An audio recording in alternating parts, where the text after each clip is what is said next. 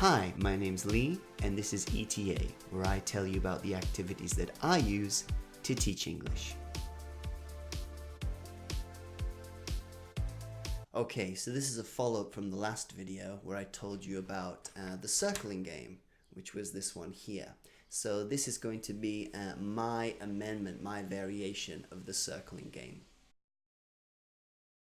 Okay, so this is how my variation of this works. As I mentioned in the last video, some students can get quite excited and they can get a little bit aggressive. They can start to try and push the other student off the paper or just block out the paper. So how I overcame this was I turned this into a team activity. So the two students became a team rather than competing against each other. One of the students had the pencil and the other student had their hands on their head, and they were facing off against another pair of students across the table from them.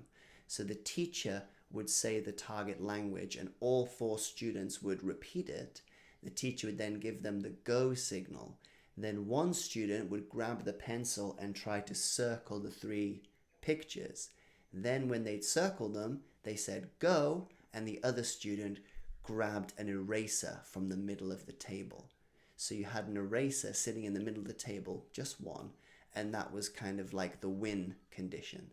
So once they'd circled the three, they would say go, and the other partner would scoop up the eraser, getting 1 point for that team. And at the end, they would tally up how many points they got by scooping that eraser from the middle of the table.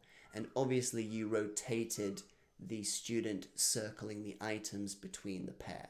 You didn't just have one student whose job it was to grab an eraser from the middle of the table. So this is a slight variation which stops the students from like blocking off each other like this. And I even told the students that you can help your partner, but you're not allowed to take your hands off your head. So you can maybe point with your elbow like this or say up, down, left, right to try and help them. But they weren't allowed to take their hands off their head until they were going to grab the eraser. So that's my slight variation on the circling game. So why not try both? Maybe leave a comment below and say which one you like best. That could be quite cool.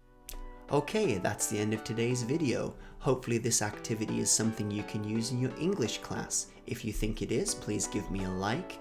If you use it, please write a comment below and tell me how you got on with the activity. If you'd like to see more of these videos, you can hit the round subscribe button in the middle here. And as always, all the worksheets that I use are available for free download from the ETA Google Drive. And I will see you next time.